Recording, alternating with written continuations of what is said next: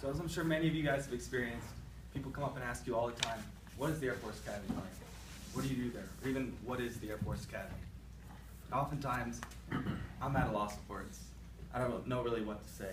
Where do you start? Where do you begin? You can give the textbook definition, right, that the Academy gives you about being a four-year institution. It's also a military college, blah, blah, blah. But that's not really what we do here, is it? At the same time, it's not really what we experience. And that's what you want to give that person, but how do you put that in words? In Sparta, Conrad faces the same thing, but at a much larger scale, as we all can imagine. How do you come home, people ask you, what was war like? What was Iraq like? What was it like being in a gunfight? I mean, where do you start?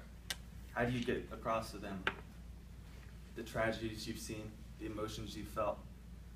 But at the same time, how do you make them understand that it's all worth it, even though you may not have felt so yourself?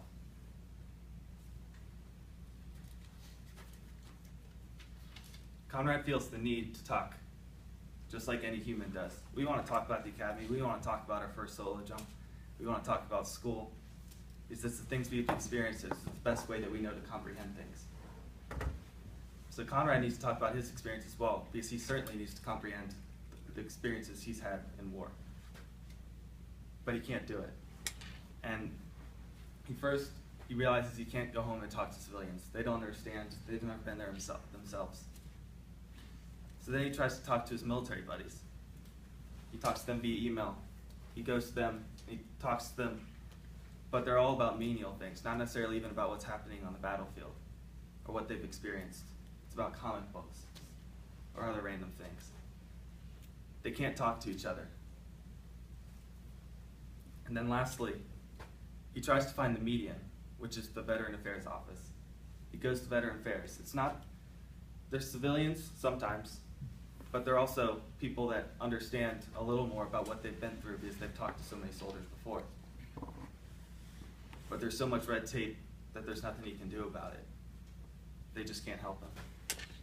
And so this is what Robinson explains in Sparta. She goes in, first, she describes really graphic descriptions of war and tries to invoke an emotional response from the reader to really feel for Conrad just about how tragic things are that he experiences.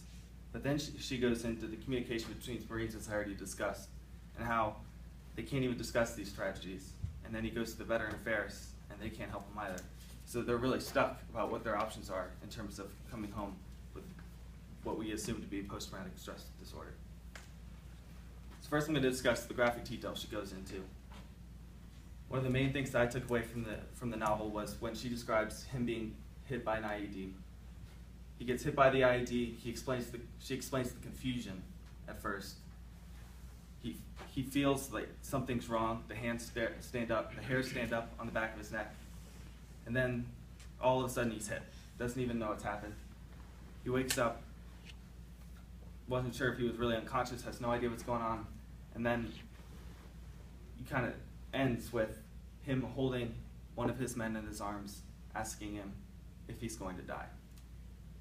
And that really just puts into perspective what war is really doing to these soldiers. And then there's other things, such as when Anderson, one of his men, saves his life. He's at gunpoint, right there, about to be shot. But what happens? His man saves his life. Imagine the emotion he must have felt after that. Next, she goes into conversations about Marines. Why can't they talk to each other? I think Robinson's really getting at that they can't talk to each other because of kind of the ethos and the training that they've received.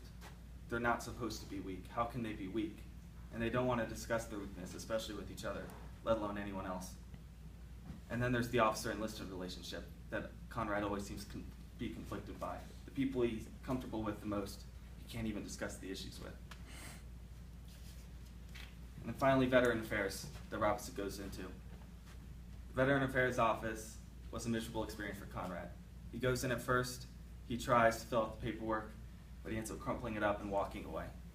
Eventually, he develops the courage just go back.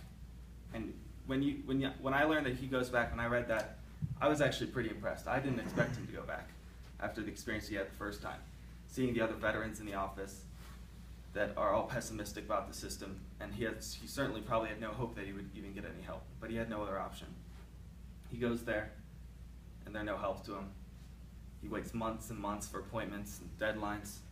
And I even tried myself when doing research for the speech in the poem to take a post-traumatic stress disorder quiz online. Basically, it gets you going to see maybe if that's where you're at.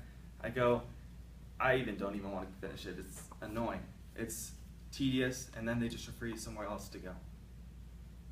So what I'm getting at is it's a tough situation, and Robinson tries to distract your order. She only spends a few pages on Veteran Affairs, because that's not what she wants to focus on. She wants to focus on the shoulder. That's what we should be focusing on, not the failure of the VA. Instead, the failure of us in treating the soldiers.